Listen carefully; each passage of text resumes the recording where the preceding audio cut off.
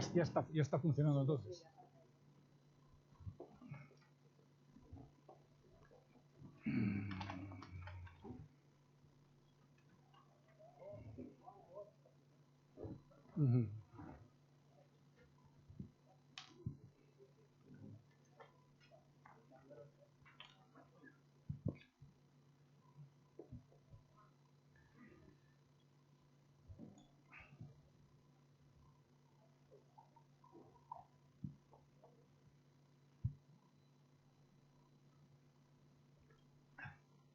Bueno, buenos días de nuevo en este segundo panel de expertos para compartir experiencias en las iniciativas para favorecer una transición energética compatible con los objetivos fijados, vamos, o perfilados en el Acuerdo de París. Antes de pasar la palabra a los que verdaderamente saben, a los expertos, me van a permitir, siempre hay que justificar el papel de moderador, decirles, hacer unas pequeñas reflexiones, una sobre un tema general, otra sobre un tema parcial, ambas yo creo que a mí me parecen al menos importantes en el contexto de la actual discusión del COP25. La primera tiene que ver, he recogido simplemente unos cuantos datos que me parecen significativos, son todos conocidos, pero me parece que puede ser útil recordarlos. Uno se refiere a el enorme gap, el enorme divorcio entre lo que requieren el cumplimiento de los objetivos, sobre todo formulados en su manera más rigurosa, como el obtener una neutralidad de emisiones en el año 2050, y lo que son las previsiones de la mayor parte de las instituciones y organismos sobre la trayectoria que está siguiendo el mundo energético y económico a medio y largo plazo.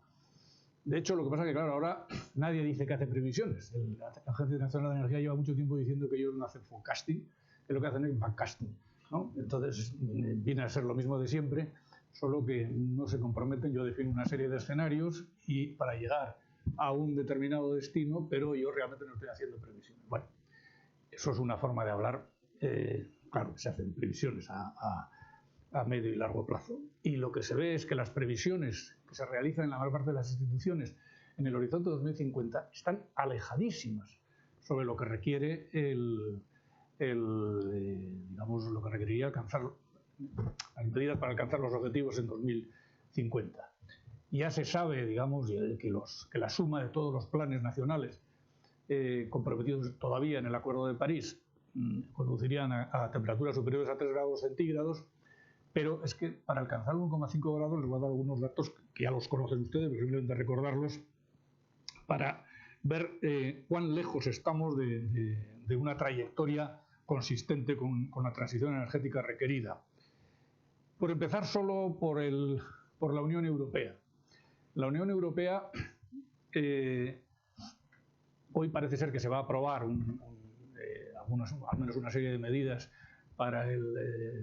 relativas al Green Deal y que se va a aumentar el objetivo de reducción de emisiones del 40% al 50-55%. Mi opinión, ahora estaba hablando con Alberto Carbajo de eso, mi opinión es que realmente lo que va a hacer la Unión Europea es hacer uso de la holgura que tenía hasta ahora para llegar al 50-55. Cuando uno examina el documento que presentaron en el 2018 sobre las medidas a adoptar en el horizonte 2050, allí ya se decía que, bueno, que al 45% se llegaría sin ningún problema y que en todo caso con las medidas ya previstas se llegaría a un 60% de reducción de emisiones en el año 2050. Con lo cual, estoy hablando, no tengo un desconocimiento absoluto de lo que están pensando en estos momentos en Europa, pero da un poco la sensación de que lo que se va a hacer es decir, hombre, simplemente las medidas que están ya previstas y en un entorno tecnológico ya suficientemente maduro, vamos a adelantarlas a 2030, las previstas a más largo plazo. ¿Qué van a adelantar probablemente a 2030? Pues una mayor exigencia en la descarbonización del sector eléctrico y una mayor exigencia en la movilidad eléctrica con la inclusión del sector del vehículo eléctrico con medidas más restrictivas antes. Esa es mi impresión, es decir, que no va a haber nada espectacular excepto una aceleración de medidas ya estructuradas en forma de políticas, pero hechas más rápido en el horizonte 2030, porque cuando se examinaba aquel documento llegaba uno a la conclusión de que el problema no era tanto lo que estaban previendo para 2030, sino lo que había que hacer para pasar del 60% al 80-95%, que había que hacer, era meterse en un dominio de tecnologías no maduras y por lo tanto contar con curvas de aprendizaje, con avances en la curva de aprendizaje muy importante en tecnologías como, por ejemplo, el captura y confinamiento de CO2 y el desarrollo de las tecnologías del hidrógeno, tanto para avanzar hacia un gas limpio como hacia una movilidad eléctrica alternativa al coche con baterías, que serían las pilas de combustible. Y esto, y no digamos ya a una serie de propuestas de sumideros y de extracciones de CO2 de la atmósfera y tal, todo ello claramente no maduro. Por lo tanto, yo sigo pensando que incluso aunque aumenten las exigencias para 2030, hay un problema muy importante de tipo tecnológico, porque realmente es ahí donde es si las tecnologías van a estar disponibles en el momento necesario a costes razonables para pasar, digamos, de ese objetivo del 60% al 80-95%. Pero aún así estamos hablando de un área regional que emite un 10% de las emisiones totales del mundo. Por lo tanto, queda todo lo demás que es realmente problemático. Y aquí me voy a referir simplemente a unos cuantos datos del último World Economic Outlook que se presentó hace poco, además, en España, su director, Fatih Birol. Ya simplemente si tenemos en cuenta, no, porque el escenario de desarrollo sostenible que la agencia sigue estableciendo, que es el escenario más riguroso de los tres que analiza, no es un escenario de llegar en el año 2050 a la neutralidad de emisiones. Es, cuando uno examina, bueno, ya se ve en los otros años, es un escenario que llegaría a la neutralidad de emisiones en 2070. Lo que dicen es que es un escenario que es compatible, representa, digamos, me parece que es un 60 y pico % de probabilidad de reducir la temperatura para final de siglo por debajo de 1,8 grados centígrados y un 50% de probabilidades de reducirla al 1,5 grados centígrados según lo que se extraiga después del 2050 del CO2 en la atmósfera. Pero esto en primer lugar plantea una cosa que los expertos nos deberían explicar, el significado de las diferencias estadísticas en todo eso, porque resulta que hay un objetivo que aparentemente es cualitativamente distinto, que es 66% de probabilidad de reducirlo por debajo del 1,8%, que es el mismo que el 50% de probabilidad de reducir por debajo del 1,6%, y luego está el objetivo de la probabilidad de 1,5% de reducirlo al 1,5% y la del 100% al 1,5%. Vamos a ver, eso, digamos, por lo menos los viejos cuando estudiábamos estadística, ver las diferencias significativas entre todo eso, al menos yo creo que debería explicarse. En todo caso, lo que sí está claro es que el well below 2 degrees centigrade, que supone el escenario más riguroso de la agencia, no es el escenario siguiente de 1,5 grados. Pero incluso ese, el más riguroso de la agencia, supone cosas tan importantes como una producción de petróleo de 60 millones de barriles día en 2040. Eso es el escenario de la Agencia Internacional de la Energía, el desarrollo sostenible. Y lo que todavía es, y eso ya lo sugirió Birol en su presentación, supondría tener en el año 2040 unos 400 gigavatios de carbón, cuando en estos momentos en los países emergentes de Asia hay nada menos que más de 2.000 gigavatios. Había que hacer una reducción extraordinaria del carbón en países como China e India. Si encima vamos a 1,5 grados centígrados, escenario que nunca ha examinado claramente la Agencia Internacional de la Energía, Hay una cifra que dieron en su momento, hace varios años, en el World Economic Outlook, que es que esto solo sería compatible con un consumo de petróleo en 2040 de 40 millones de barriles día. Cuando en el escenario central de la misma agencia, el de lo llaman Stated Plans o no sé qué, vamos, el de los programas expuestos ya por los países, el nivel de demanda de petróleo en 2040 está por encima de 100 millones de barriles día. Vamos a ver, pasar de 100 millones de barriles día a 40 millones de barriles día, alguien explicará qué demonios hay que hacer. Es cierto que esta cifra de 40 millones de barriles día la dijeron hace varios años y tal, no ha vuelto a aparecer en los informes de la Agencia Internacional de Energía, pero tampoco se han desmentido. Y en todo caso, incluso en el escenario del desarrollo sostenible, son 70 millones de barriles día, que sería pasar de 100 millones de barriles día a 70 millones de barriles día. En cuanto al tema del carbón, que es un tema muy importante, pasar de 2.000 gigavatios en los países emergentes de Asia a 400, suponiendo que... no, 400 serían el desarrollo sostenible, a prácticamente cero, porque ellos dicen, no, hay varias alternativas aquí. Una, la captura y confinamiento de CO2, que prevén. Otra, convertir las centrales de carbón en, digamos, en centrales de suministro, de backup, ¿no? de suministro de fiabilidad del sistema y tal, o cerrarlas. Y la solución sería, digamos, prácticamente en el caso de 1,5 grados, cerrarlas. Es inimaginable, sobre todo en India, porque en India no existe solamente el problema de decir que vamos a hacer un write-off de centrales que en estos momentos tienen una vida media de 12 años, sino que el número de millones de personas que en China viven produciendo carbón es altísimo. Es decir, no es solamente un problema en el sector eléctrico, es que genera un problema social enorme. Por lo tanto, el reto que está implícito en el objetivo de 1,5 grados es enorme y complicadísimo, primero a nivel europeo, pero a nivel europeo esto se puede resolver.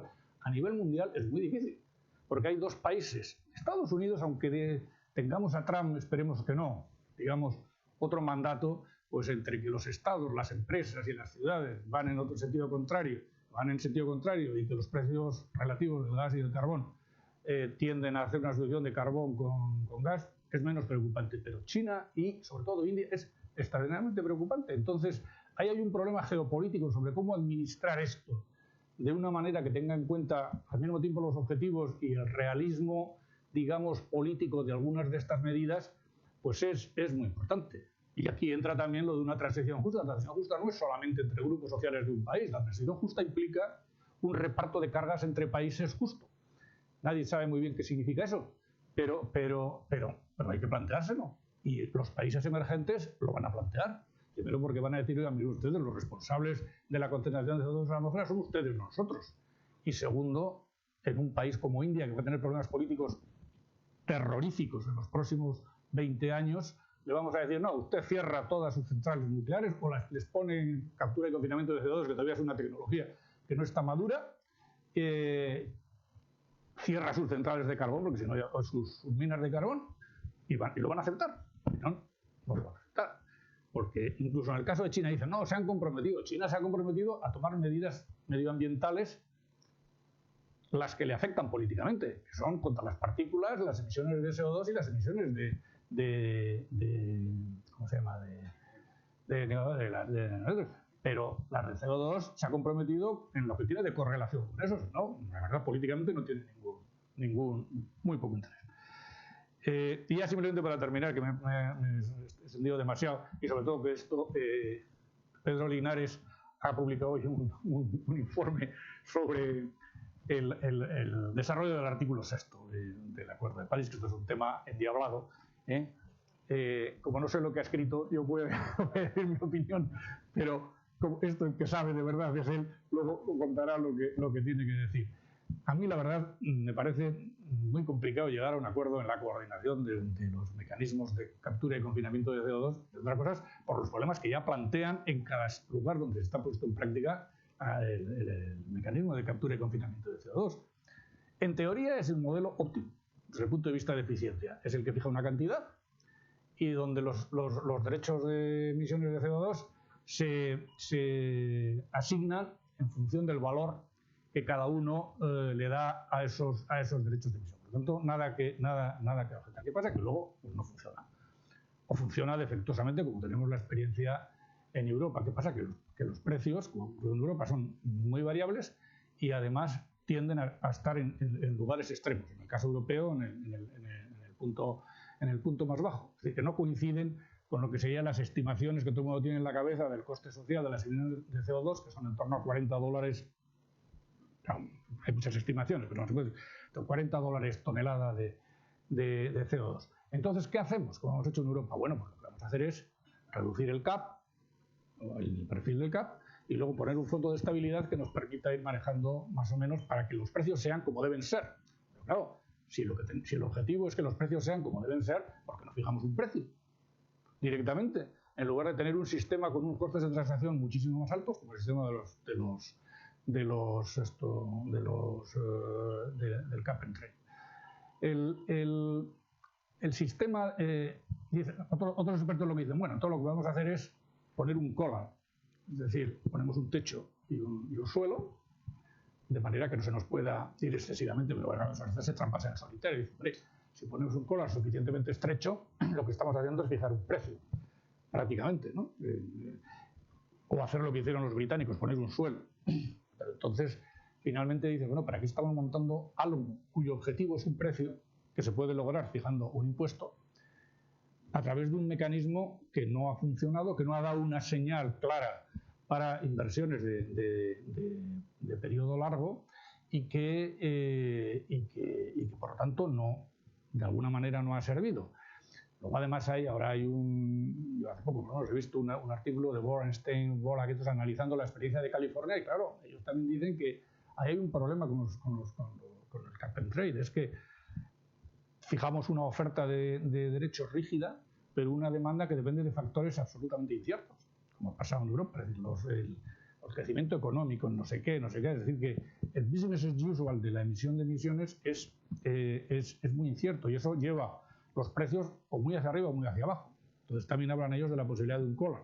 Un collar es una pequeña trampa. En cualquier caso, bueno, me gustaría oír luego lo que dice Pedro sobre estos temas. Entonces, coordinar todo eso, que ya tiene problemas en cada sitio, bueno, es complicado. Aparte de otra cuestión que se dice, bueno, pero vamos a ver, si el problema del coste social de las emisiones de CO2 global tendrá que tener un precio, no una serie de precios en cada uno de los cap and trade que tenemos en el mundo. ¿No sería mejor acordar un impuesto sobre el carbono con carácter global, en mi opinión, más fácil que negociar que un tinglao complicadísimo que sería coordinar cap and trade? Bueno, estas eran las dos reflexiones que quería hacer antes de empezar, y ahora vamos a pasar la palabra a nuestros invitados, a los expertos que son los que verdaderamente saben de esto. En primer lugar, nuestro invitado portugués, Ramón Boves, que es el jefe de estudios de EDP.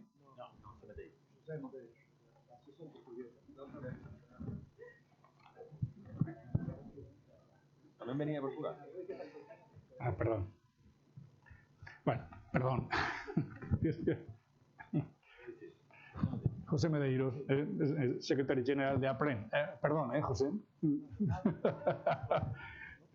Tienes la palabra. Buenos días. Buenos días. Yo trabajo, soy portugués. Por tanto, el español se irá como sale. Puedes hablar en inglés si quieres. No, prefiero español. Vale. Aquí se comunica mejor. Y de cualquier modo, estoy entrenando. Okay. Si no entiendes, pues protesta. Yo trabajo en la Asociación Portuguesa de Energías Renovables, que pues traigo aquí un poco nuestro punto de vista, no tan largo, tan estratégico, holístico, como Claudio ha hablado, las tajas de CO2 y cómo se va a hacer esta transición. Aquí lo que nós sabemos é que a descarbonização é necessária, que o coste da transição e da mitigação, a adaptação aos cambios climáticos, o coste é muito alto. É muito alto e há que fazer algo. Nós estamos convencidos que esta trajetória é a mais econômica. Porque se não hacemos renováveis, que hacemos? Vamos a hacer carbón, vamos a hacer nuclear. No me parece que sea el camino, porque el nuclear es muy caro, el carbón tiene los problemas que tiene. Por tanto, el camino está trazado. Tenemos que hacer la transición. Tenemos que pensar bien cómo hacer esta transición. Pues las inversiones en el sector energético son inversiones que perduran por largo plazo, son inversiones estratégicas que se quedan en el terreno 30, 40 años, 50 años. Por tanto, son inversiones que tienen que ser bien pensadas, bien estructuradas. Porque yo creo que el mayor enemigo de esta transición del sector energético, y hablando también de electricidad, el mayor enemigo son las malas inversiones, que conducen a costes stranded, ociosos. Y esto yo creo que es un foco muy importante que tenemos que tener para conseguir una transición justa y económicamente competitiva, digamos. Por tanto, hay que mirar esto desde un punto de vista holístico y ver cuáles son las tecnologías que tenemos que apostar, no sé si se dice, para hacer una transición económicamente adecuada. Pues, entonces, podemos mirar al sistema cómo descarbonizar. Podemos descarbonizar en el transporte, electricidad y aquecimiento y arrefecimiento. Heating and cooling. Ok, entonces, pues, ¿dónde empezamos? ¿En la electricidad o en el transporte? Bueno, o heating and cooling. Depende de los países, de los sistemas, de todo lo que está implementado. Y yo creo que una mezcla cuidadosa de dosis de descarbonización, digamos, en estos tres sectores es fundamental. Y no apostar todo al transporte eléctrico, porque todavía se está desarrollando nuevas tecnologías, o no apostar todo en heating and cooling, transformando el gas en gas renováveis. Hay que hacer un equilibrio muy cuidadoso para evitar costes ociosos. Dito esto, yo quería compartilhar con vosotros un poco la experiencia de Portugal en 5 minutos y cómo vemos esto do ponto de vista práctico.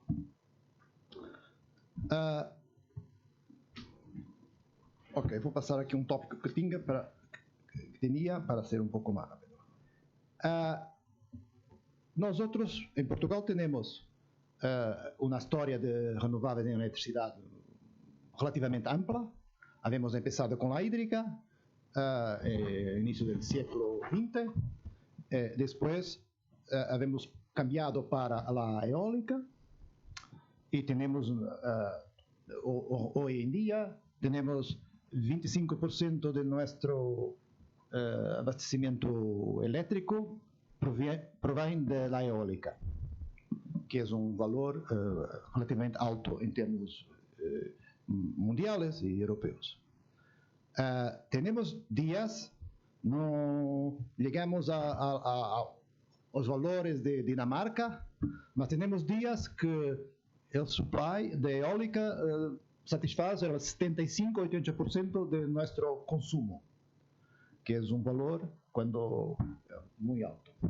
Es claro que estamos interligados con Red Eléctrica de España y eso es un soporte, claro, indispensable, ¿no?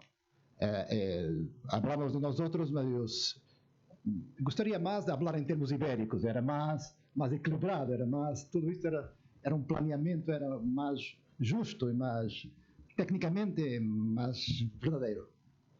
no podemos hablar en términos ibéricos ainda. Tenemos que hablar de nuestro país. Entonces, ahora mismo, ¿qué habemos hecho?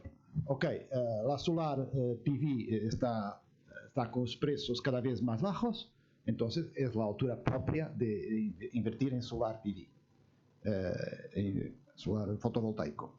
Entonces, pues para establecer la mejor estrategia, para evitar subsidios o spot schemes desnecesarios, pues yo creo que la apuesta que hemos hecho es buena hoy en día, que es una, ¿cómo se dice? Subasta, una subasta de auctions, de solar, que como la capacidad de la red está limitada por sus criterios, la subasta que hemos hecho para solar ha sido orientada para nudos muy concretos de la red. Y esta subasta ha sido una subasta, creo que un poco innovadora. Yo mismo no creía mucho en ella, no creía que pudiese dar resultados, porque en la subasta de solar había dos criterios. Un criterio de oferta de precio garantizado y una oferta de descuento al precio de mercado. Por tanto, había concurrentes que ofrecían 20, 30, 40 euros por megawatt hora al sistema, o otros que ofrecían un descuento al precio de mercado. Iam al mercado, no importa que el mercado estuviera a 50 o a 30, ofrecían un descuento al precio del mercado. Por ejemplo, si el mercado estaba a 20 y se ofrecen 30, pues estarían perdiendo dinero. O tenían un modelo, un PPA o otro modelo económico que pudiese evitar estos malos resultados. Esta subasta, entonces, un problema que había visto era, no sé si todos están, era comparar. ¿Cómo vamos a comparar dos tipos de subastas de ofertas completamente diferentes? Una de precio fijo y otra de descuento.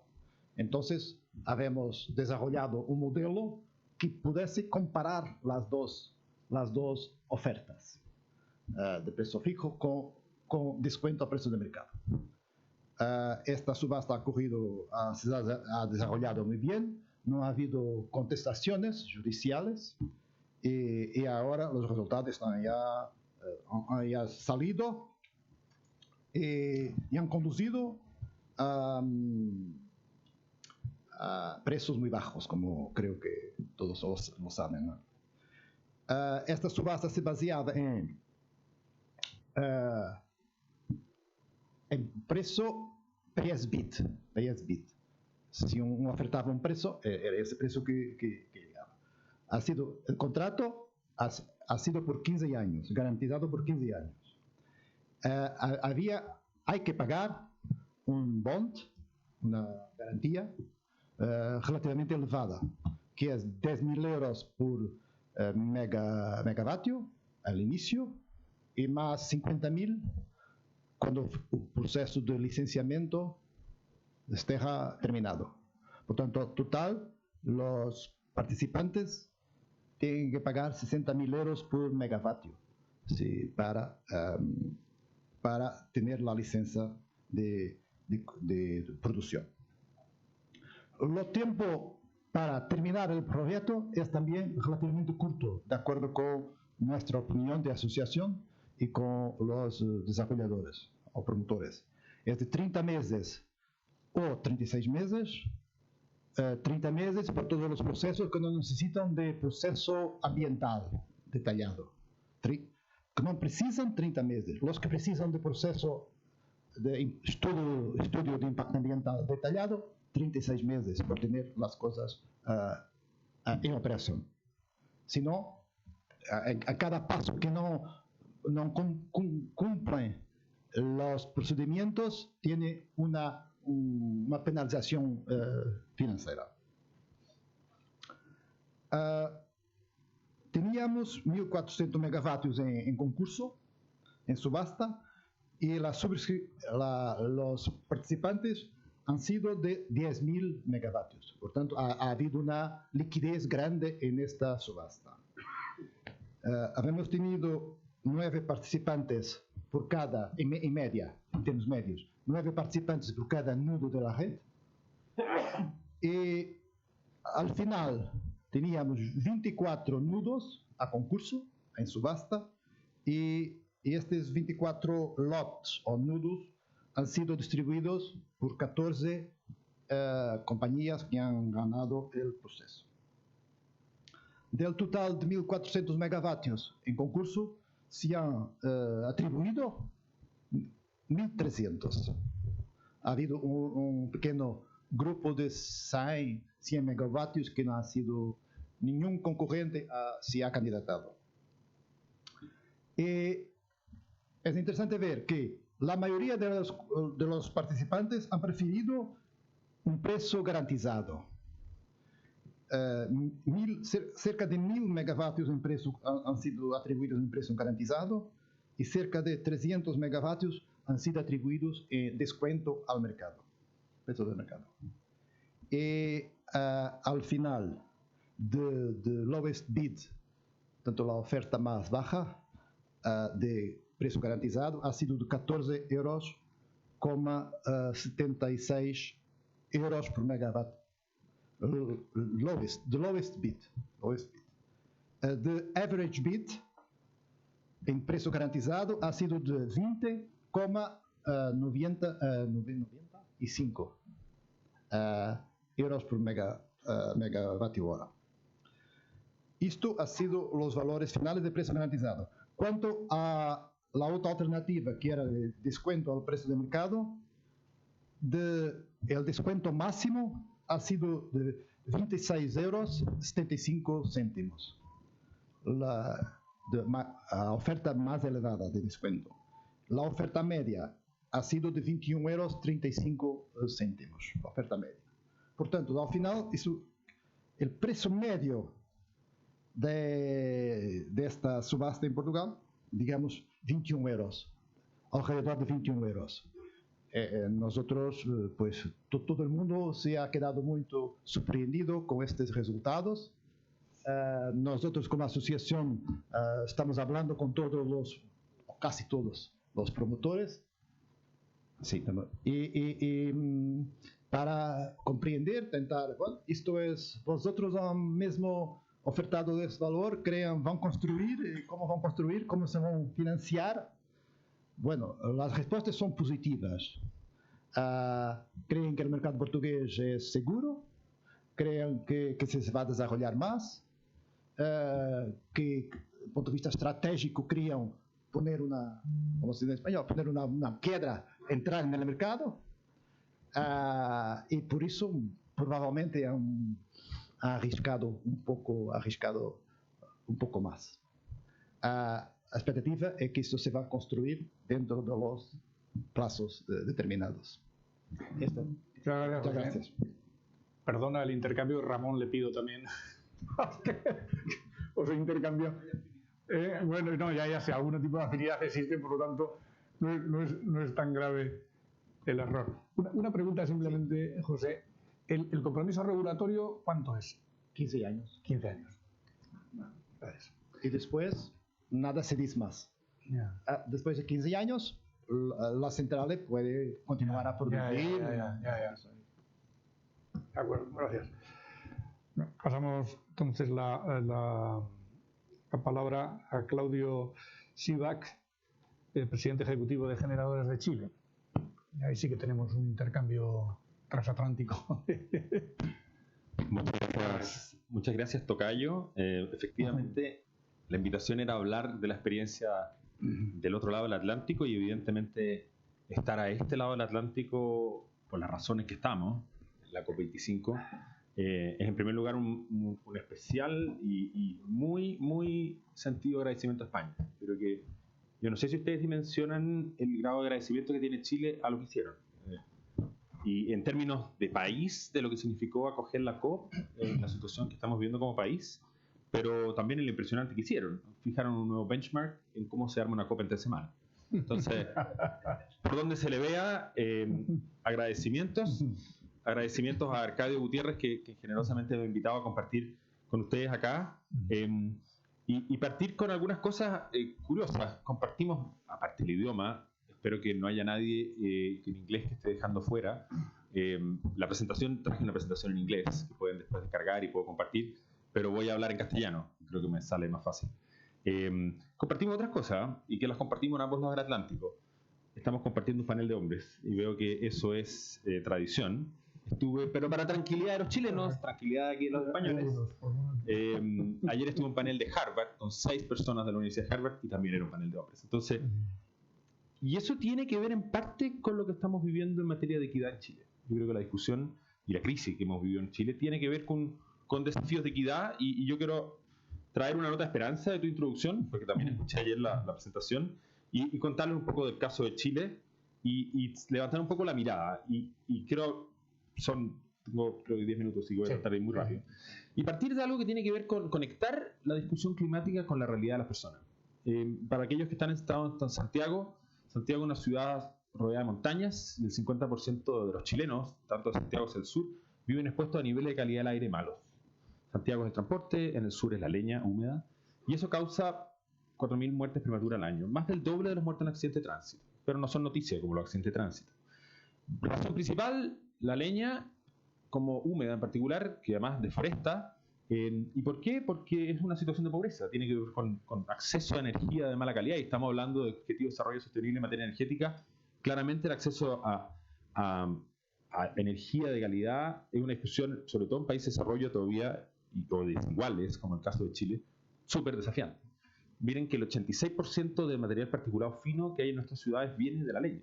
Entonces, por otro lado también, la pobreza energética tiene que ver con, tú hablabas de activos energéticos que duran muchos años, pero hay un activo que en la vida de todos nosotros dura muchos años, que son las viviendas. Entonces, las viviendas tienen calidad que muchas veces estamos mirando con el espejo retrovisor. 30, 40 años atrás, en grados de eficiencia energética, Chile hace 30 años tenía $3.000 o $4.000 de ingreso per cápita, y tiene 25.000. Entonces estamos viendo un país que el activo casa es antiguo, y por lo tanto todavía tenemos muy mal acceso. Y eso es una dimensión de equidad. Y quiero partir como ponerle equidad, y creo que en la COP también se ha ido instalando el tema de equidad importante. Lo segundo que se dice poco, y tú lo dijiste, porque lo dijo también, se dijo ayer en el informe de la IEA, el end of the oil age está muy lejos. Ustedes en la revista El Economist, esto es 2003. End of the oil age. Estamos en 2019, y la portada de enero de este año decía The Truth of Big Oil and Climate Change. La verdad es que ExxonMobil anunció 25% de aumento de inversión en exploración y desarrollo en petróleo. Y discutimos mucho de la energía eléctrica. Yo represento el gremio de energía eléctrica, pero en el caso de Chile, el 74% del suministro de energía es fósil. Y Chile no tiene fósiles, virtualmente. Tiene un poco de carbón, un poco de gas, pero casi todo es petróleo. Y eso se traduce evidentemente en emisiones. 76% de las emisiones, en el caso de Chile, vienen de gas. Pero lo curioso es que Chile es un país muy rico en fuentes de energía renovable y no tiene fósiles. Tanto sí que el año pasado teníamos una historia de hidro, pero el año pasado 45% de nuestra producción eléctrica ya fue renovable.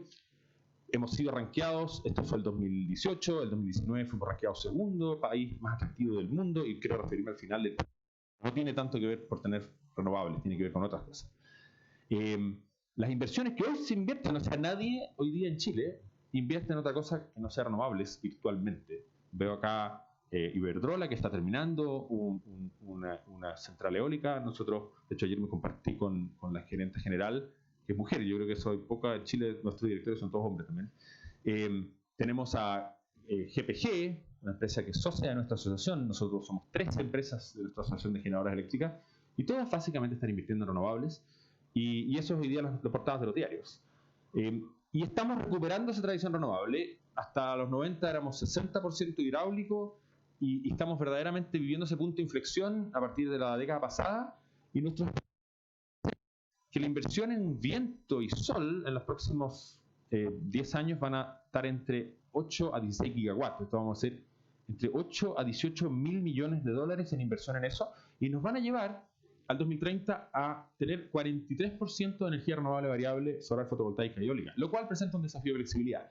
Este dato que tengo acá acaba de ser actualizado por el Ministerio de Energía la semana pasada, y las nuevas estimaciones ya dicen que vamos a llegar a 85% de energía renovable en 2030.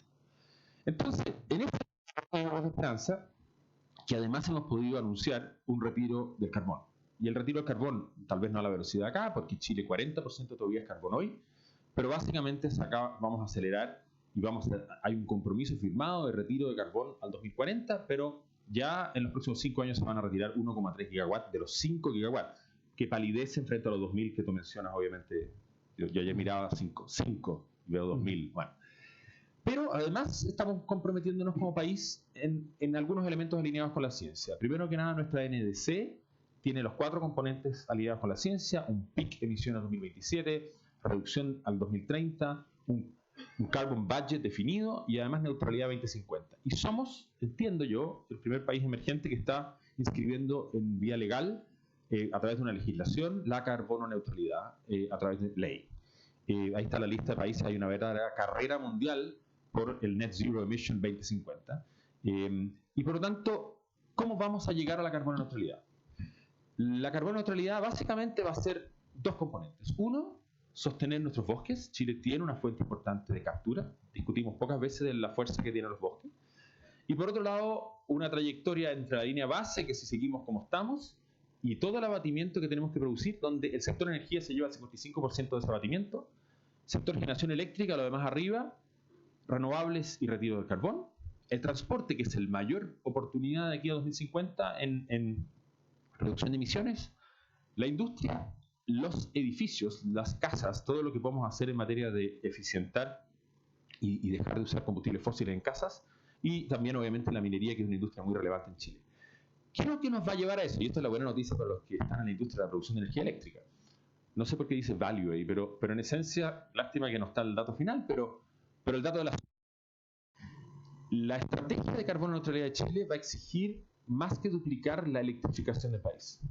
Y los líderes de electrificación van a ser el transporte, que pasa del 2 a cerca del 60% debería ser electrificado en 2050, y los edificios, que debería pasar algo así del 30 al 76% de las edificaciones debieran ser eléctricas. La gente no tiene tanta conciencia del bajo consumo. Todo el mundo cree que la vida cotidiana es muy eléctrica porque dependimos de la batería, del celular. En realidad, la energía eléctrica sigue siendo un energético menor. Uno de los grandes aciertos que ya hemos tenido, y esta es la flota de buses eléctricos. Tenemos la flota más grande de buses eléctricos fuera de China. De hecho, ayer nomás escuchaba yo que se anunciaba acá un aumento de flota de buses en Madrid. Y para mi sorpresa no eran eléctricos. Y yo decía, hoy día no hay ninguna limitación. Es más CAPEX, pero es mucho menos OPEX. Y básicamente tú lo recuperas en un tiempo razonable. Y obviamente tienen zero tailpipe emissions, no tienen tubos de escape. Y tienen todos los efectos positivos que tiene eso. Entonces, en esencia, y esto es la lámina final, y volviendo al tema, es que estamos avanzando en renovables como única nueva fuente de expansión. Estamos sacando el carbón, estamos buscando la electrificación, estamos buscando o necesitaremos mejorar ese stock de viviendas para reducir CO2, pero relatar CO2 a un país, en general, el mundo, al público general, carbono neutralidad no le dice nada a nadie. Hay que conectarlo con la realidad local, que es la contaminación y el uso más equitativo de energía. Y esto es un poco, en juicio nuestro, la ventana, el relato político que tiene que haber detrás. Cómo nosotros, países que hay demandas, en nuestro caso de igualdad, donde detrás de la explosión social que vimos hace 45 días, entre otras cosas, estaban los medidores inteligentes y una alza de tarifa, producto de la guerra comercial de Trump con China, que el dólar subió y como las tarifas están indexadas a dólar, eso no puede, tiene que ser de alguna manera consistente con lo que llevamos finalmente con las personas. Entonces, ¿qué es lo que ha habido detrás de nuestro éxito renovable? Básicamente un país abierto a la inversión. El 90% de la inversión en energía es extranjera y el 100% de energía eléctrica privada. Un país, algunos van a decir, bueno, eso puede, a veces sí, a veces no, pero hemos tenido una consistencia regulatoria y compromisos con los mercados competitivos los últimos 30 años y hemos dado sin subsidios. El único subsidio que existe en Chile es el sol y el viento y el agua, pero no hay subsidios del Estado. El Estado no interviene con recursos públicos. Las son 100% abiertas, compite renovable, con gas, con quien sea, y gana el renovable hoy por hoy. O sea, neutralidad tecnológica. y tener expectativas de desarrollo futuro, que estamos convencidos que Chile va a seguir teniendo, y espero que cuando la próxima vez sí puedan venir a Chile, esa sea la imagen que tenemos en realidad, pero no es la típica de un día de calidad del aire pura y electrificado. Y creo que esa es la voz de esperanza que yo creo que es el camino que tenemos que seguir, y eso es un poco la visión que yo quería compartir desde el otro lado del Atlántico, y agradecer nuevamente haber podido venir hasta acá. No conocía Madrid, así que doblemente agradecido. Muchas gracias, tocayo. Pasamos entonces ahora a oír a Carlos González Sámano, director de Desarrollo de Generación de Naturgy. Buenos días, gracias al Club Español de la Energía por invitarnos y poder participar en esta mesa. Difícilmente podré explicar cuál es la situación de España tras el ejemplo de Portugal y Chile, pero bueno, he intentado someterme al título que tenía esta mesa, ¿no? De energía accesible o asequible, segura y sostenible, ¿no? Entonces, yo creo que básicamente estamos hablando de un planteamiento o de ver cómo se atiende una demanda que básicamente viene motivada por un incremento de población, por un incremento del desarrollo de esa población que todos deseamos y por unos hábitos de consumo. Yo creo que es importante no perder que el nivel de desarrollo debe de venir acompañado con un mayor nivel de concienciación de hábitos de consumo, ¿no? Y como decía también Claudio y algunos de los ponentes anteriores, al final la forma de atender esa demanda es a través de distintas tecnologías, ¿no? Tecnologías que básicamente se diferencian en su madurez o competitividad económica, tal como se viene a asimilar la madurez, por su aceptación social.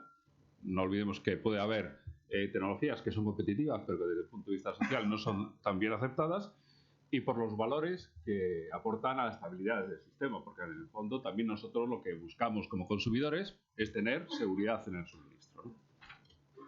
Entonces, básicamente, para conseguir ese objetivo de atender esa demanda a través de distintas tecnologías, tenemos distintas herramientas o elementos, ¿no? En primer lugar, yo mencionaría la eficiencia energética, no porque Naturgy fuera la primera empresa en España en lanzar un índice de eficiencia energética, ¿no? Sino porque seguimos pensando lo que decidimos en su momento de que la energía más barata es aquella que nos consume, ¿no? Y en este sentido, yo creo que es muy importante que en todas las políticas se quede de forma explícita evidenciada esa apuesta por la eficiencia energética que contribuye de forma muy notable y de forma evidente a esa descarbonización de la economía, ¿no? En segundo lugar, lógicamente, el tema de las renovables, que han sido mencionados y explicado de forma amplia por los dos ponentes anteriores y que luego incidiré de forma más extensa en el caso de España para explicar un poco la visión que tenemos nosotros, pero que nadie discute que es uno de los pilares básicos, si bien es cierto que dentro de la propia Unión Europea tenemos países como España que aspiran a un objetivo del 74% de que la generación eléctrica sea de origen renovable, o países como Francia que ese objetivo se queda en un 40% porque tienen otras tecnologías que le aportan a esa descarbonización. Por tanto, vemos que soluciones hay distintas y, por tanto, las renovables son comunes a todos, pero quizá con distinto nivel de intensidad.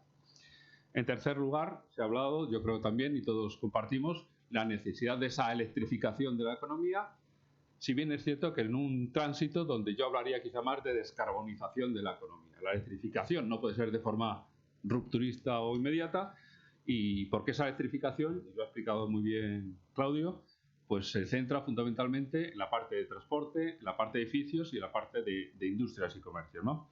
Y en esa parte de transporte, pues yo distinguiría también, porque a veces como consumidores o ciudadanos nos quedamos en la parte del vehículo doméstico, pero no olvidemos la parte del transporte marítimo y la parte de los aviones, ¿no? Y estos días he leído algún artículo en un periódico sobre cómo se está dejando un poco abandonado esa parte del tránsito de los aviones y del transporte de los aviones, ¿no? En el tema de edificación, yo creo que hay un recorrido tremendo para esa electrificación, pero yo creo que también tenemos que ser conscientes y realistas del parque de viviendas que tenemos instalado y del parque de viviendas que se va a instalar en los próximos años. Esa reconversión de todo el parque instalado, yo creo que es uno de los grandes retos y las grandes apuestas que es necesario hacer si queremos lograr alcanzar esos objetivos. Otro punto importante a tener en cuenta, yo creo que es el tema de los precios de los materiales, de las materias primas, del CO2 y de los propios combustibles. Esa conjunción de esos precios distintos de cada uno de estos elementos también no podemos obviar que influye en la fórmula o en la rapidez que podamos conseguir los objetivos. Y por otra parte, yo creo fundamental en cualquier proceso de transición o de cambio como el que queremos abordar es el tema de la formación y concienciación, ¿no? Tanto del personal que tiene que llevar a cabo esa transición de forma más directa, es decir, estamos todos en muchas empresas reconvirtiendo personal dedicado a la generación en combustibles fósiles a la generación renovable, pero también a nivel de los ciudadanos. Yo creo que en ese sentido también tenemos una ventaja, que es que las nuevas generaciones más jóvenes tienen clarísimo su concienciación hacia esa necesidad de cambio, pero es importante no perder, digamos, esa intensidad en esa formación.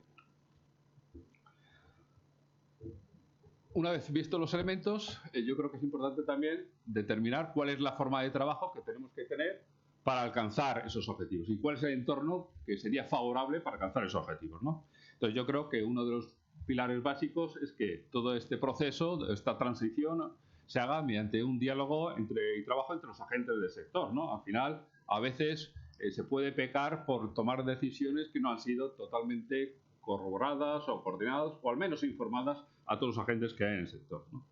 Segundo punto, pues yo creo que es un clásico en cualquier mesa de este tipo, que es el tema de la estabilidad regulatoria y la planificación a corto y medio plazo, ¿no? Al final, los agentes privados lo que necesitamos es tener una cierta visibilidad de que el mercado en donde vamos a implantarnos nos da una cierta confort, ¿no?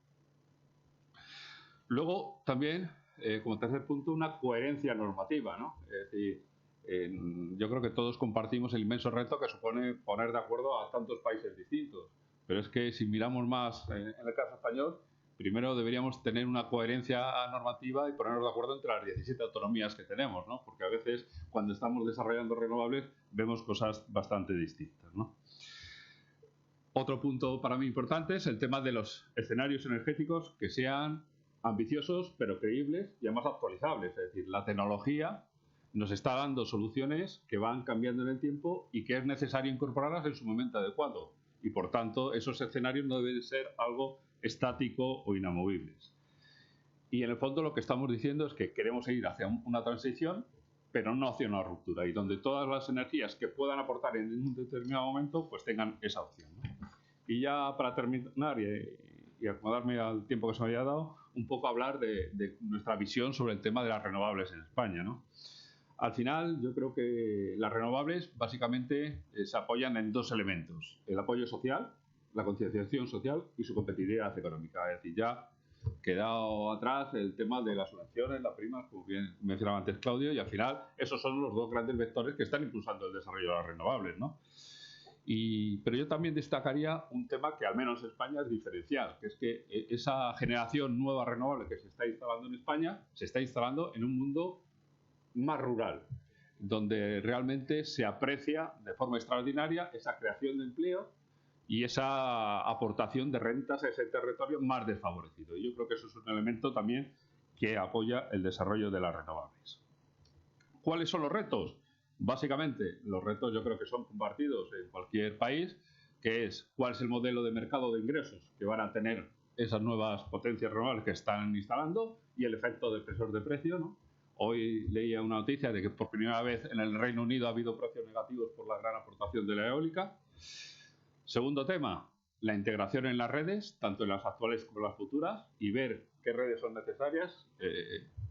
Una de las cosas que puede parecer extraña es que nuestro plan nacional, nuestra propuesta, o el borrador del Plan Nacional Integrado de Energía y Clima, apunta a la necesidad de instalar del orden de unos 50 y pico gigavatios más de renovables al 2030, y tenemos ya en España concedido acceso para 90 gigas. Es decir, ¿realmente hace falta más redes?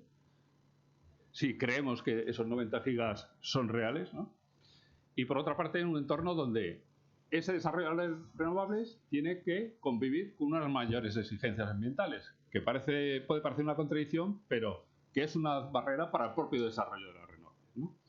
Al final, ¿cuál es la que entendemos nosotros que es una solución? Primero, estamos hablando de energía y, por tanto, es necesario que haya agentes sólidos y a largo plazo que fundamenten que esas inversiones realmente van a estar ahí durante 30 y 40 años. Otra cosa que se ha mencionado anteriormente, que yo comparto totalmente, que es hacer proyectos de calidad. No vale hacer cualquier cosa por el momento. No hay que aprovechar una casuística particular para hacer malos proyectos, porque al final los pagaremos entre todos. Y un último punto, que es la sensibilidad con el territorio. Al final, hay países en Europa que están empezando a sufrir lo que se llama, con las renovables, el not in my backyard, no en mi patio trasero. Yo estoy, y esto, pues a veces cuando estamos compartiendo temas con distintas administraciones, siempre nos encontramos a alguien que dice, no, sí, yo estoy a favor de las renovables, pero aquí no. Y como decía un antiguo consejero de una comunidad autónoma, le decía a una persona, dice, llevamos 15 años y nunca he conseguir de ti un sitio donde digas, aquí sí, ¿no? Entonces, yo creo que es importante hacer las cosas bien con el territorio y saber manejar que todo este desarrollo de renovables al final tiene que hacerse de común acuerdo con ese territorio donde nos vamos a implantar. Muy bien, muchas gracias, Carlos. Y ahora tiene la palabra Pedro Linares, es profesor de ICAI y vicerrector de la Universidad de Comillas. Ya no, afortunadamente. Bueno. Bueno, muchas gracias a Arcadio y a NetClub por la invitación y a Claudio. Y muchas gracias a los ponentes que me han precedido, porque como dicen, lo bueno de ser el último es que ya se ha dicho todo. Y yo creo que lo han dicho fantásticamente. Así que yo solo quería añadir tres ideas, quizás.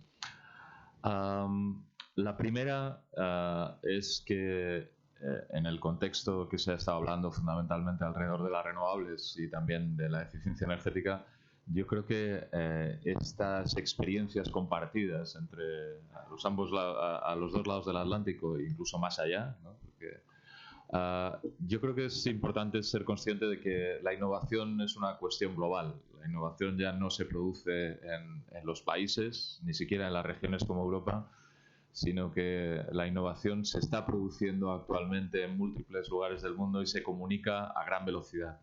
Y yo creo que eso, en cierta medida, va a ser una gran ventaja para este desarrollo que han adelantado el resto de los ponentes. Nos estamos beneficiando de todos los avances que se han producido en la fotovoltaica o en la eólica en distintos países del mundo, en algunos casos financiado por nosotros, en algunos casos también alimentado por nosotros, en otros no. Pero yo creo que eso es una tendencia fantástica de la que nos vamos a poder aprovechar sin tener que hacer nada particularmente proactivo. Otra cosa es que queramos capturar alguna de esas rentas de innovación, ¿no? Como yo creo que también está detrás del European Green Deal que se ha comentado antes. Elemento que ya estamos compartiendo de forma obligatoria y en este caso beneficiosa, que es el impulso a la innovación tecnológica que nos va a ayudar a recorrer parte del camino. Pero la segunda idea es que esa innovación tecnológica solo nos va a llevar hasta un determinado punto. Me ha resultado muy interesante la transparencia de Claudio Sibach cuando ha puesto en 2050 53% de electrificación en Chile, exactamente el mismo porcentaje que dice la estrategia europea para la descarbonización y muy parecido al nivel de electrificación que también se prevé en la estrategia española a largo plazo 2050. Es decir, somos conscientes de que la electrificación solo nos va a llevar hasta la mitad del recorrido. La otra mitad tenemos que ver cómo la hacemos, ¿no? Y en esa otra mitad, ahí es donde yo creo que están los dos grandes retos, donde aún no se está produciendo por distintas circunstancias esa colaboración internacional y donde tenemos que ver maneras de conseguirlo, y una quizás pueda ser el famoso artículo 6, que luego si nos queda tiempo hablaremos del artículo 6, pero yo creo que es importante reflexionar sobre cuáles son los dos elementos que hay detrás de ese 50% adicional que necesitamos para avanzar en la descarbonización. Uno es el cambio de comportamientos.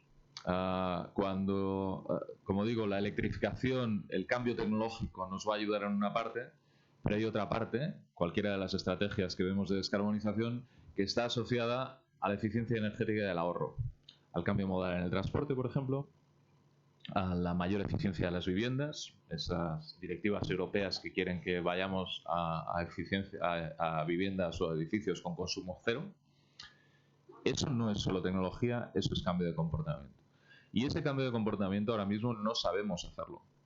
Y las señales económicas no son suficientes. Y yo soy uno de los que las defiendo. Yo siempre digo que el precio del CO2 es fundamental, pero no es lo único, no es suficiente. Necesitamos lo que podemos llamar innovación social. Necesitamos entender mejor cómo funcionan los comportamientos de las personas y diseñar los mecanismos adecuados para empujarlas. Parte de eso puede ser concienciación, pero yo creo que de nuevo la concienciación tampoco es suficiente, como ya hemos visto también en toda nuestra historia. Los concienciados, los motivados, como decimos siempre, al final son un 3 o un 4%, y lo que necesitamos es pasar de ese 4% a un 100%, y eso lo tenemos que conseguir con innovación social. Y ahí no hay ahora mismo un fenómeno equivalente al que se está produciendo en el ámbito de la innovación tecnológica. Todavía no estamos compartiendo experiencias en el ámbito académico, sí, por nuestra propia naturaleza, pero yo creo que todavía no hemos llegado a ese nivel de discusión y a ese nivel de comunicación o a ese nivel de involucración también de las empresas en la innovación social. Y el segundo elemento tiene que ver, de nuevo, con la innovación social. Nos llevará a una parte del recorrido, pero aún así seguiremos teniendo una parte del problema sin solucionar, que es la industria, o en el caso de Chile, la minería también, ¿no? Es decir, esa industria asociada generalmente a materiales básicos intensivos en energía que ahora mismo tampoco sabemos cómo solucionar. Aparecen algunas tecnologías en el horizonte, que si el hidrógeno, que si el amoníaco, que si la fabricación de acero con electrólisis y con el hidrógeno como reductor.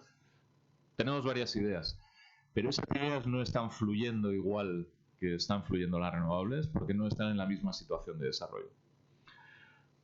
Y además tenemos que generar nuevas, porque esas que tenemos por ahí a la vista todavía no son competitivas, todavía no sabemos cuándo van a entrar. Entonces yo creo que ahí hace falta un esfuerzo y desde luego una concertación internacional sería muy beneficiosa, pero hay que tener en cuenta que aquí ya no estamos en el mismo campo de juego que las renovables. Estamos en un campo de juego mucho más atrasado, donde hace falta mucho más apoyo para desarrollar esas nuevas tecnologías, donde hace falta un entorno seguro, entre comillas, para que los inversores, para que los industriales se atrevan a apostar por esas tecnologías sin el miedo, y lo voy a decir de manera anecdótica, porque estamos en confianza, sin el miedo a que de repente vengan los chinos y nos, o bien se olviden de las tecnologías bajas en CO2, o bien nos copien las tecnologías.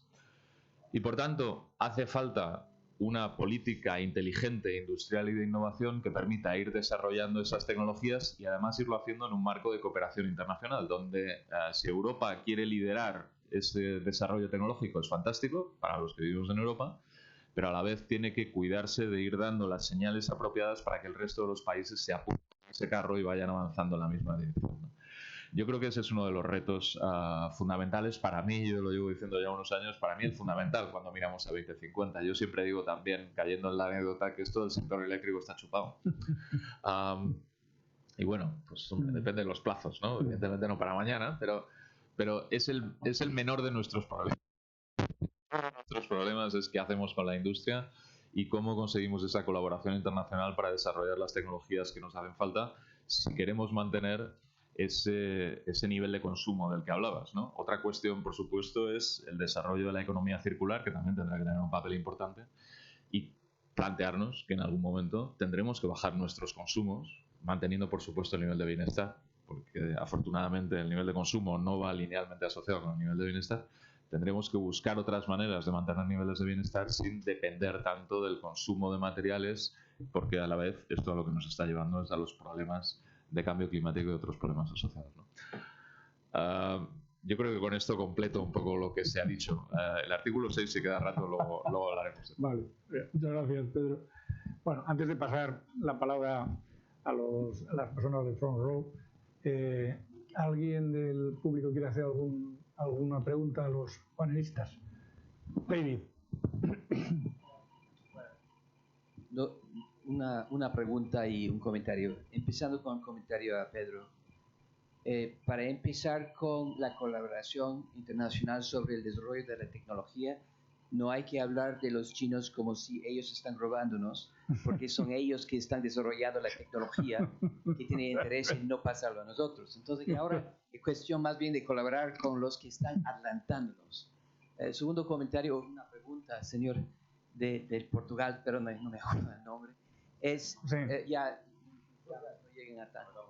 Es el tema de la subasta me lleva a la conclusión que hay interés en inversión merchant. ¿okay? Y que no hay necesariamente, digamos, interés solo en tener contratos de largo plazo con, digamos, con el gobierno, con el Estado.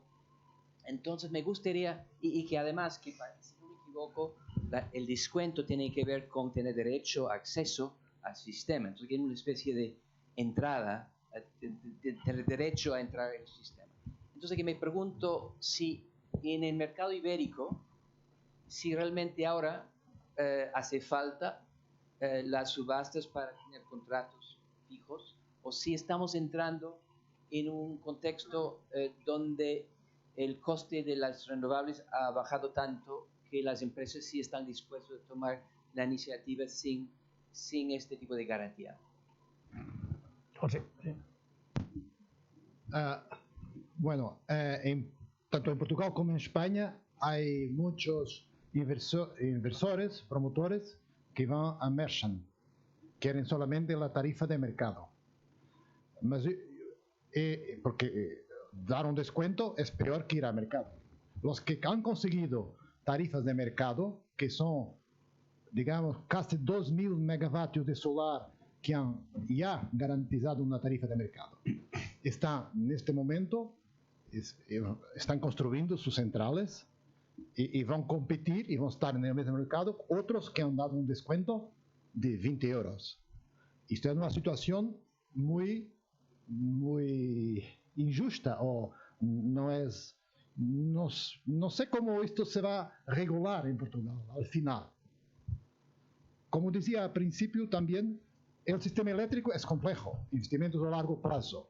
Yo no creo que sea posible mantener en la política energética portuguesa todos estos múltiples sistemas de acceso a la red, porque todos tienen acceso a la red cuando tienen una licencia de producción.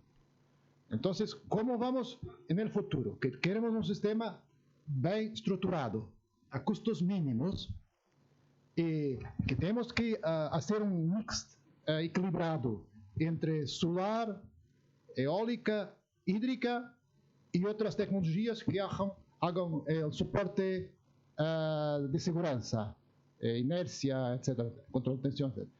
¿Cómo vamos a hacer esto? Yo creo que tenemos que hacer esto con regulación de Estado que va a abrir la puerta a nuevas subastas.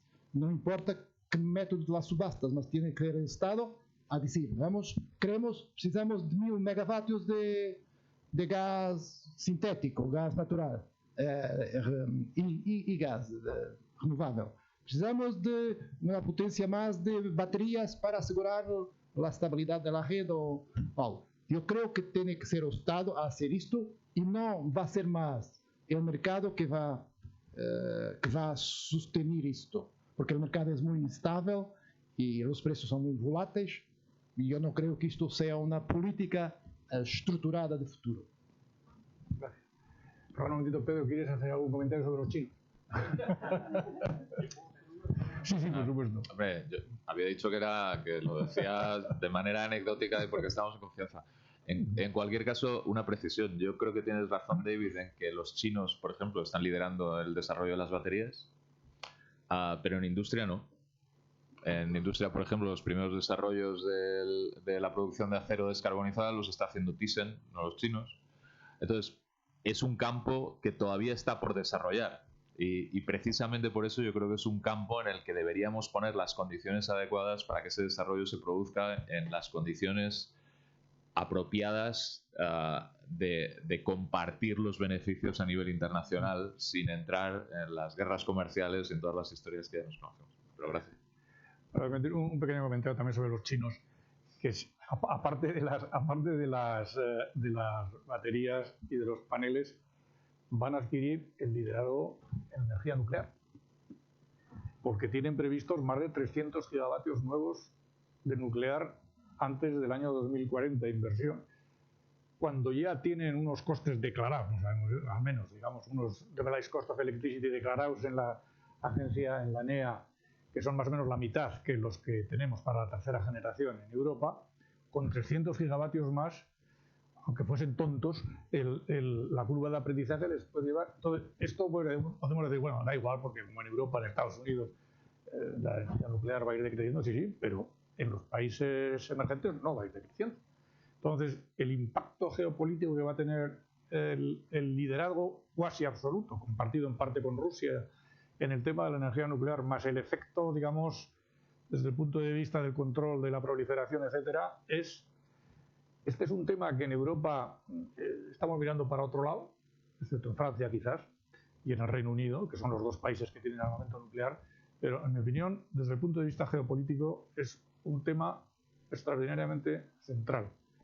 Y bueno, simplemente, Claudio. Algo sobre los chinos, porque la verdad que Chile, en nuestro caso, China es hoy por hoy nuestro primer país receptor de nuestras exportaciones. Ustedes saben, Chile es el país productor número 1 del mundo de cobre, gran driver de la electrificación, por cierto. Pero los chinos han hecho de que de la innovación europea, los alemanes, ustedes en España, subsidiada por Europa, o sea, primer agradecimiento a Europa, pero luego masificada en costo radicalmente por los chinos. Entonces, el gran beneficiario global de la transición energética es precisamente la planificación china. Entonces, yo diría que no, la innovación, y eso es uno de los otros aprendizajes, es que si los países están abiertos a rápida adopción de innovación de otros, desarrollo, masificación y reducción de costos, agradezcámosle a los chinos si lo hacen. Entonces, podremos tener otras discusiones sobre los temas probablemente vinculados a en el mundo empresarial, la apertura a competencia, derechos humanos, y creo que ahí obviamente Europa tiene un liderazgo, pero en este tema claramente China puede colaborar a lograr ese futuro descarbonizado. Gracias. Sí, Alberto.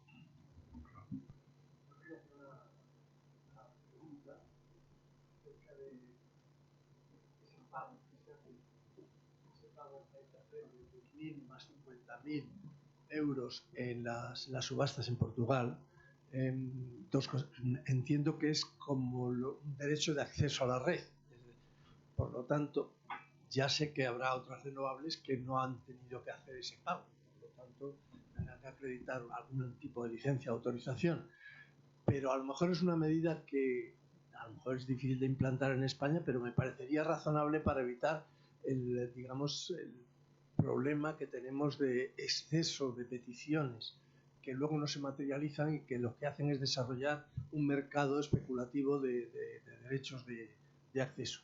Pero también quería preguntar que esos importes que se obtienen a través de esos pagos, ¿qué destino se les da en Portugal? Sí, esos pagos son para disminuir la especulación, no evitar, claro. Nosotros en Portugal y en España tenemos una deuda tarifaria y esta deuda tarifaria que ha sido atribuida gran parte a las renovables. Entonces, este pago, que está avaliado en un periodo de 600 millones de euros, anteriormente hablamos de sobrecoste de renovables. Ahora con estas subastas hablamos de sobregaño. Y entonces este sobregaño va a compensar el sobrecoste de las renovables. Gracias. Sí, buenos días. Muchas gracias por la exposición. Sí, ahora. Mira, simplemente, como hemos hablado mucho de los chinos, simplemente un apunte, que creo que son los grandes beneficiarios de todo esto, ¿no? Pero a mí me preocupa, como en Europa, en otros sitios, la dependencia de China en cuanto a las dos tecnologías claves que vamos a ver, ¿no? Tanto la fotovoltaica como las baterías. Entonces, cuando hablamos de seguridad del suministro, seguridad del sistema, seguridad de los equipos, seguridad de todo. Entonces, ahí es un factor que creo que Europa se empieza a mover. No sé si llegamos un poquito tarde, pero desde luego que hace falta un movimiento fuerte para que esa dependencia no nos engañe como los chinos. Pero vamos, eso es una punta. La pregunta iba más a un tema importante que es el almacenamiento, las baterías, la termosolar, el bombeo. Eso juegan un elemento clave en el desarrollo que vamos a hacer, en el desarrollo hacia el que vamos, ¿no? Entonces, no lo he escuchado en la ponencia, no sé si alguno queréis hacer algún apunte sobre esto, ¿no? Cuando hablamos cuál es el modelo de retribución, no las vamos a financiar, pero estas tecnologías hoy por hoy tienen que ser financiables, son limitadas, tenemos que integrarlas. No sé si queréis hacer algún comentario sobre esto. Claudio, ¿tú quieres? Oye, no sé si alguno observó que la lámina final mía, que no lo dije, pero decía un gran thank you. Pero aparte de eso, estaba la torre termosolar de Cerro Dominador, que es la que se está inaugurando este año, 2020, que es la primera torre termosolar de Latinoamérica. Bueno, usaba ser de una empresa española, Bengoa, ahora es de Cerro Dominador, que es EIG, que es de norteamericana. En Chile, el gran desafío, mostré el gráfico de penetración solar y eólica de energía renovable variable, viene contrapartida dos cosas. Transmisión, y ahí hablamos de los NIMBY, Not in My Backyard, pero hay un concepto que está apareciendo más fuerte, que es los banana. Build absolutely nothing anywhere near anybody.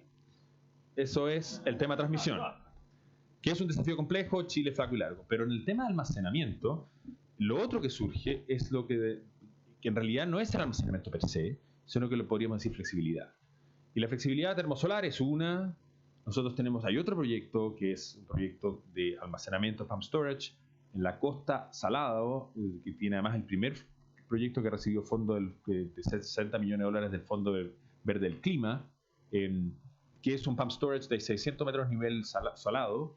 Pero todos ellos, al menos en el caso del desarrollo de Chile, siempre nuestra lógica ha sido señales de precio a inversión CAPEX u OPEX de esa requerida flexibilidad. Entonces, no hay preferencia tecnológica, sino que a quien que pueda proveer con señales de largo plazo el servicio requerido de flexibilidad. Porque las renovables, variables, solar y eólico, nos van a hacer bajar los costos de operación, pero nos van a hacer incrementar lo que denominamos costos de flexibilidad.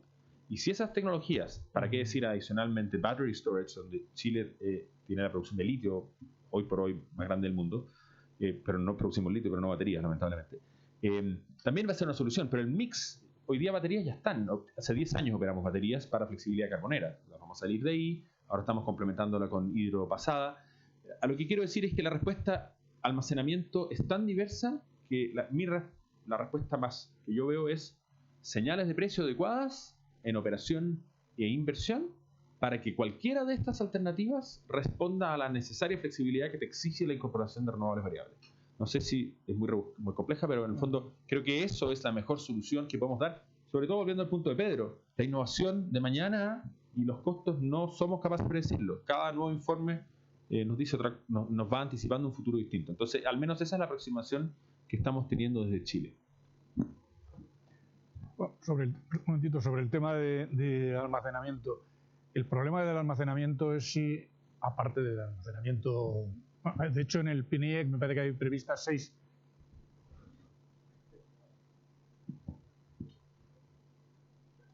Sí, que hay previstos 6 gigavatios de nuevo almacenamiento. El problema es cuánto de eso puede entrar con las señales normales del mercado y cuánto no.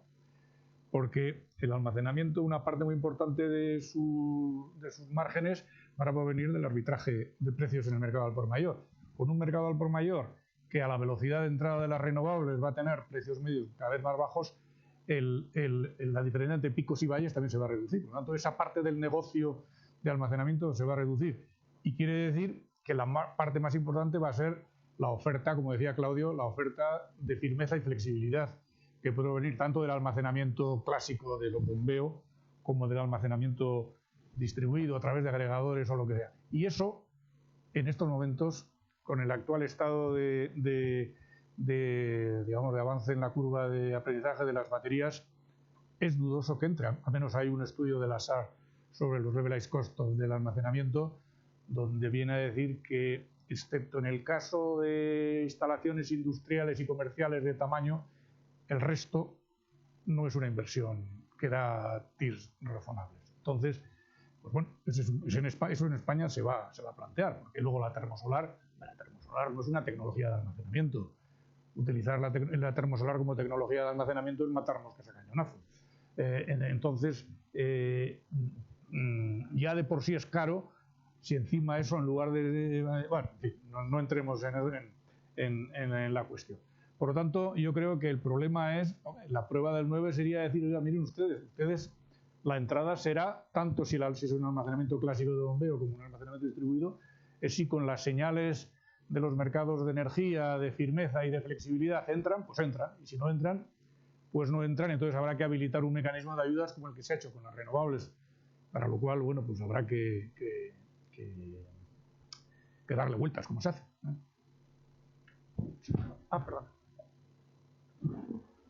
Perdón, sí. Ya con esto terminamos. Sí. Pedro, estamos hablando de lo más fácil, ¿eh? El tema del mercado eléctrico es lo más fácil y nos queda la otra parte. Y tú también, Claudio, en tu intervención primera has dicho que los países menos desarrollados pues tampoco están muy por la labor de decir, oiga, todo este lío lo montaron ustedes y ahora nosotros...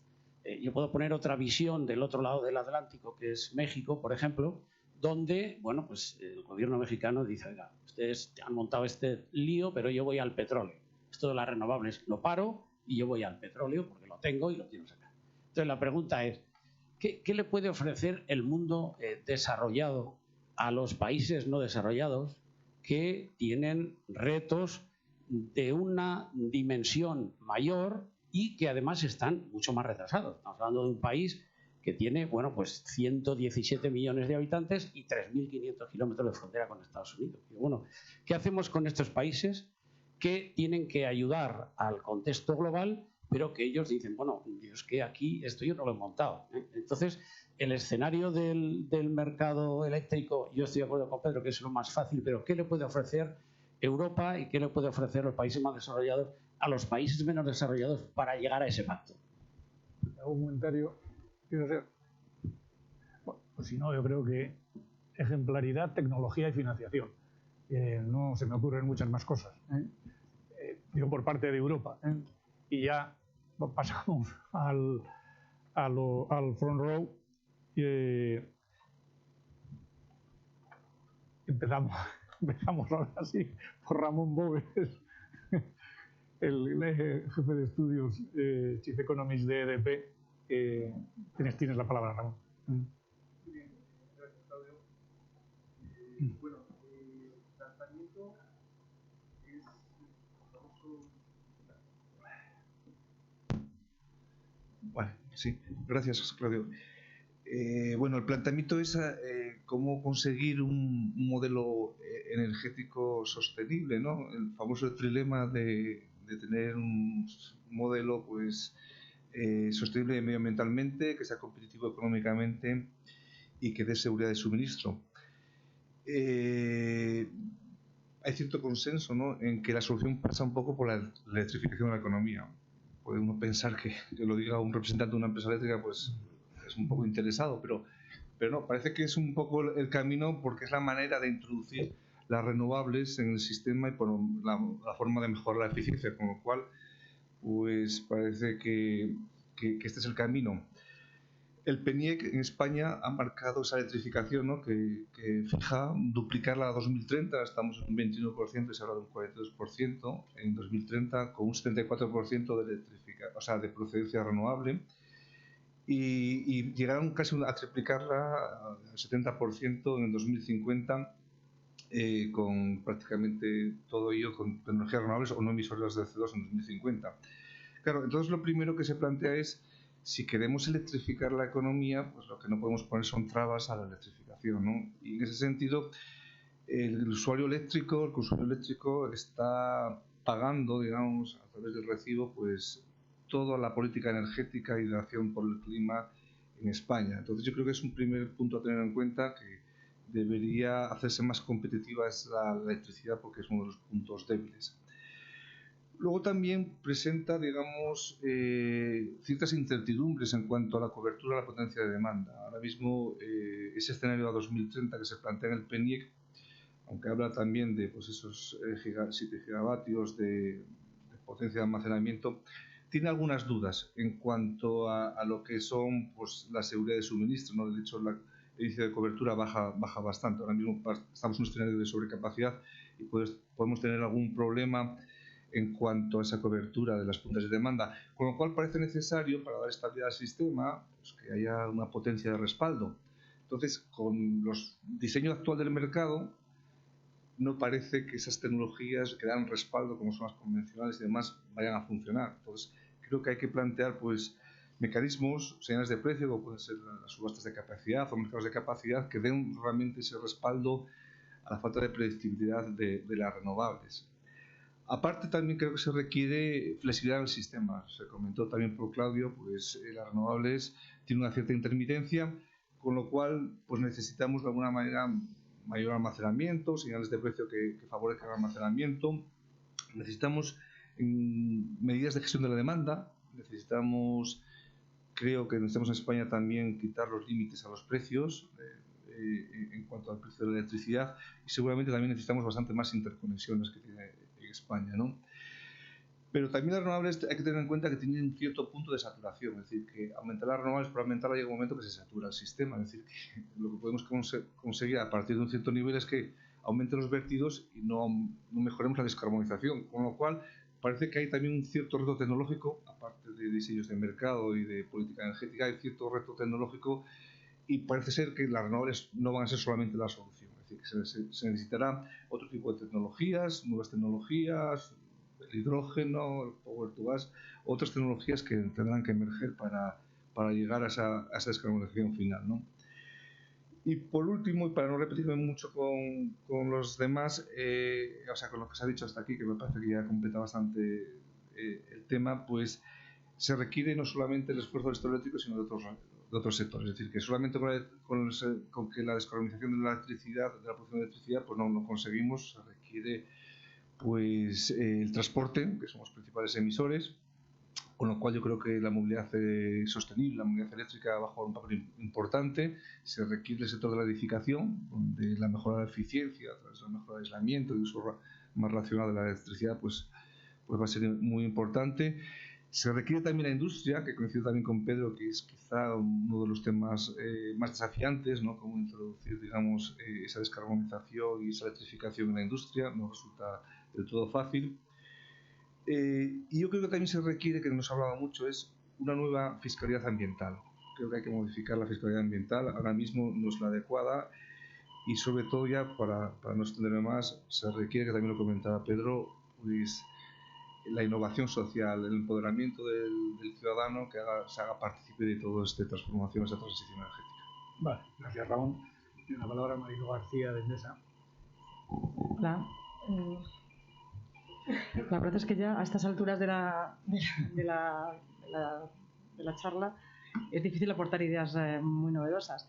O sea, yo creo que nosotros lo que estamos viendo es que, bueno, un poco en línea con lo del empoderamiento del consumidor y la transformación de comportamientos que debemos de tener como consumidores, pues claro, lógicamente pasan por una electrificación del consumo. Se ha hablado de la movilidad, se ha hablado del tema de la electrificación de los hogares, pero al final al consumidor también hay que ayudarle, como estábamos comentando, y hay que ayudarle no solamente desde el punto de vista de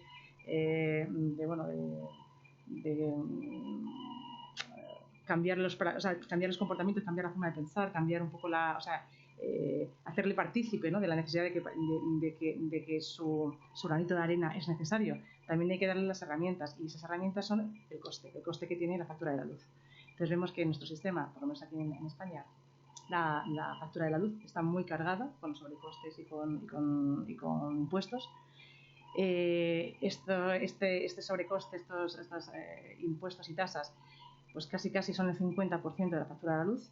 Entonces, claramente, si se consigue limpiar esta factura con todo aquello que son políticas sociales y medioambientales del gobierno y con todo lo que son impuestos adicionales y varios, pues se va a ayudar muchísimo, no solamente que se conciencie, sino que además pueda ser partícipe, porque se puede estar muy concienciado, pero si no te llega a fin de mes, no te llega. Entonces creemos que ese es un elemento muy, muy importante. Y bueno, yo creo que básicamente eso sería... Gracias. Bueno, Ana Delgado y Bernora.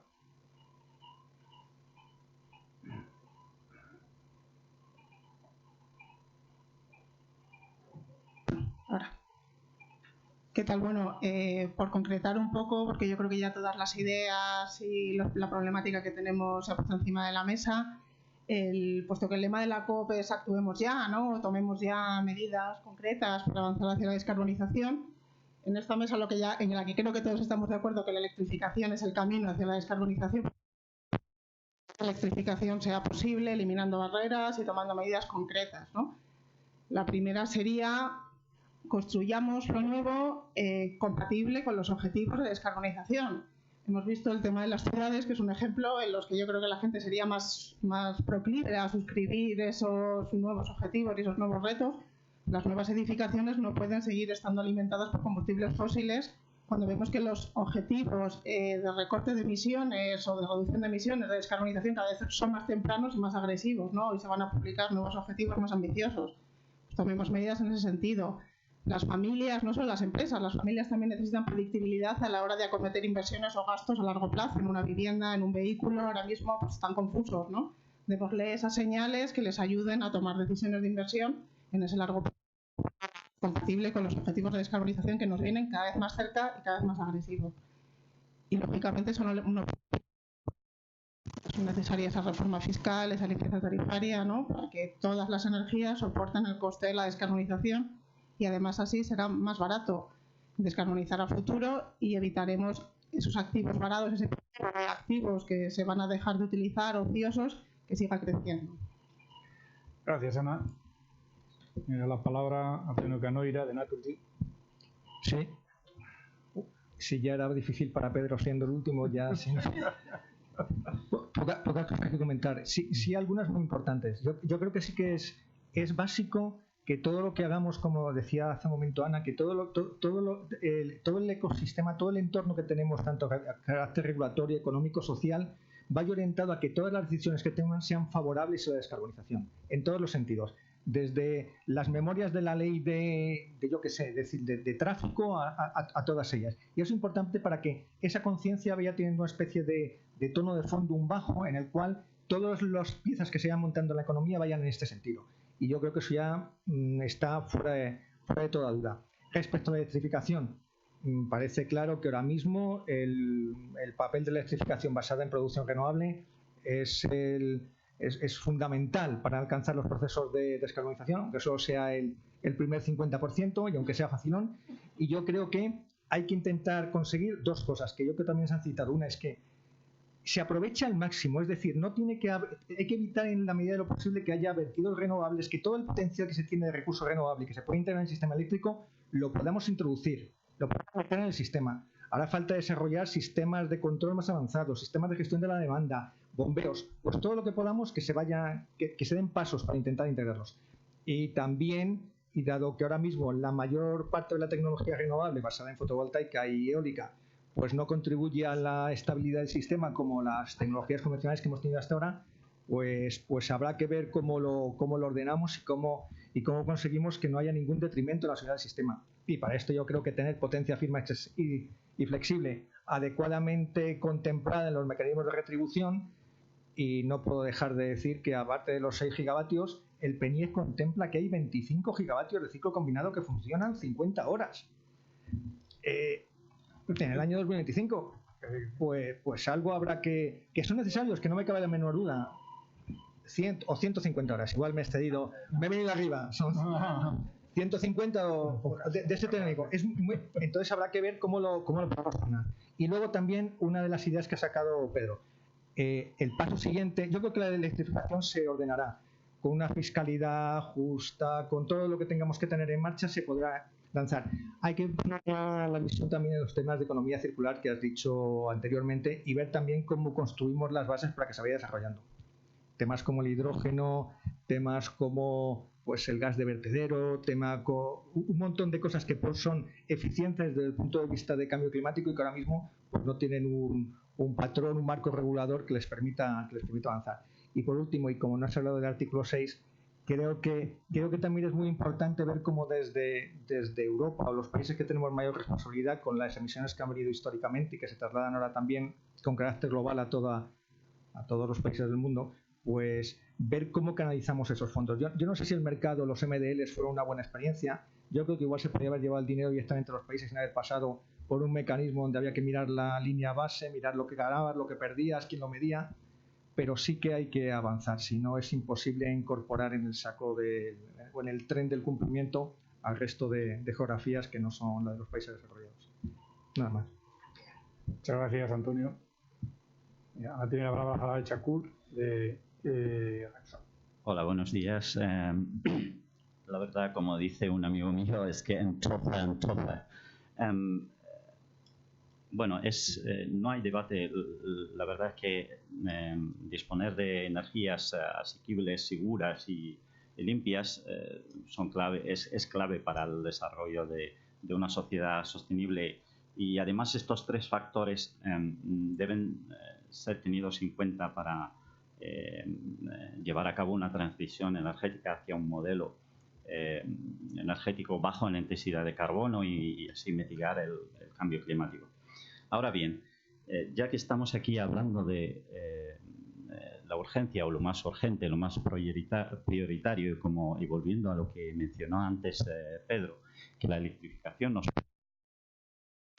muchos sectores, hay mucho camino que aún no tenemos, nadie se pronuncia aún, no tenemos una visión muy clara. Yo creo que para que todo el mundo, para que todos los actores, todos los sectores se pongan en la labor de reducir sus emisiones, de mitigar el cambio climático, creo que hemos de diseñar una transición energética con objetivos claros, realistas, a medio y a largo plazo, además que puedan incorporar soluciones nuevas y además dando prioridad a las tecnologías competitivas de cada momento.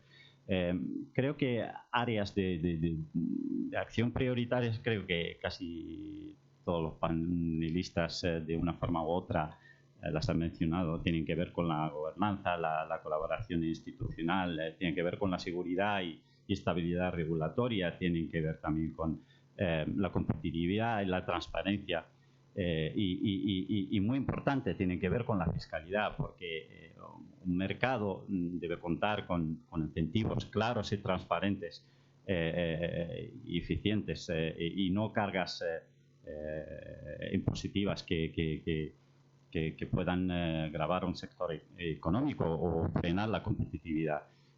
Y muy importante, volviendo también a la innovación tecnológica, creo que fomentar la innovación tecnológica, es decir, bueno, la inversión en I+D, el emprendimiento empresarial en aquellos ámbitos y sectores como la eficiencia energética, como las energías renovables, como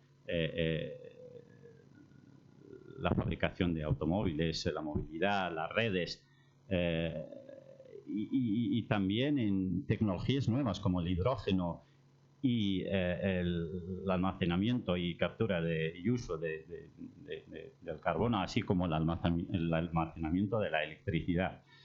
Yo creo que todo debería estar debajo de un principio general de la neutralidad tecnológica. Y ya, por último, y volviendo al punto que Pedro mencionó en su intervención, creo que es muy importante fortalecer o pasar a fortalecer el papel clave del consumidor, es decir, aumentar la concienciación y la educación en prácticas y en estilos de vida diferentes que pueden ayudarnos a que sea esa transición energética exitosa. Muchas gracias. Muchas gracias, Jalal. Ahora tiene la palabra Agustín Ranchal, de Dios. Yo sí que soy el último, así que imaginaros lo complicado que es lo mío. Por hacer una especie de resumen, dado que se ha hablado de mucho y bien en toda esta mesa, me gustaría hacer constar lo que en algunos foros ya, entre ellos el WEO de hace pocos días, se habló como las 3 Es: electrificación, eficiencia energética y energías renovables. Por fijar las ideas, yo creo que esos son los 3 pilares en los que tenemos que construir un proceso de descarbonización si queremos llegar a cumplir con los objetivos que se han marcado en los acuerdos de París. La sociedad como centro, hay que cambiar el comportamiento, tenemos que dar señales. Es importante que todos vayamos hacia nuevas formas de consumo. Por hilar, por ejemplo, con la electrificación y con la eficiencia, es verdad lo que ha apuntado Carlos, de que la energía más barata es la que no se consume. si enfocáramos la eficiencia de una forma sostenible y adecuada, podríamos reducir un 3% la necesidad de energía global que actualmente estamos utilizando. También hablamos de electrificación, el coche híbrido, el coche eléctrico. Quisiera hacer mención de algo que salió también en el WEO. Nos estamos yendo hacia qué tipo de consumo, por ejemplo, de vehículos queremos, pero lo que no se dice, o por lo menos no se habla mucho, es de que en los últimos años ha crecido un 40% la compra y 4x4 y deportivos. Estamos hablando de un cambio de dirección de la sociedad y en cambio nos está y vamos y nos compramos un 4x4 para estar en la ciudad. Totalmente que hay que dar señales para que la sociedad vaya en otra dirección. Y por último me gustaría cerrar con Europa. Europa efectivamente puede ser un líder, puede ser un acompañamiento, pero tenemos que recordar que solo somos el 10% de las emisiones a nivel global. Se ha hablado en este foro de que Asia, India, China son países que actualmente tienen emisiones, pero el problema no es que actualmente tengan emisiones, es que en la senda del 2040 van a seguir consumiendo alrededor de un 90% de emisiones. Están utilizando carbones cuya media son 12 años y eso va a seguir ahí. También el petróleo, realmente y es un mantenido también hasta el 2040. Han incrementado su consumo petrolífero un 80%. Casi todo el petróleo de Asia. Por lo tanto, hay que colaborar, hay que liderar, pero hay que fijar una... No exigir que todos colaboremos, pero también hay que mirar que ellos tienen que seguir en su senda de desarrollo. Por lo tanto, hay que buscar alternativas para todos. Y poco más. Muchas gracias. Muchas gracias, Agustín. Nos hemos pasado ampliamente del tiempo. El culpable asumo toda la responsabilidad y la culpabilidad de este desvío. Claudio, quería, antes de solo despedir. Nuestro invitado del otro lado del Atlántico, despedirse simplemente. No, lamentablemente me hubiera encantado poder reaccionar porque se dijeron cosas muy interesantes acá al final además y llevarte las preguntas, pero reiterar mi agradecimiento a España, al Club de Energía de España y a ustedes por haberme invitado a compartir algo. Como dije, Arcadio ha compartido nuestra información, pero tengo que correr a la COP, a un próximo panel tratando de compartir un poco nuestra experiencia. Así que muy agradecido. Muchas gracias. Simplemente una cosa, el artículo 6. Como Pedro no ha dicho nada, pueden leer su opinión en su blog de Economics for Energy.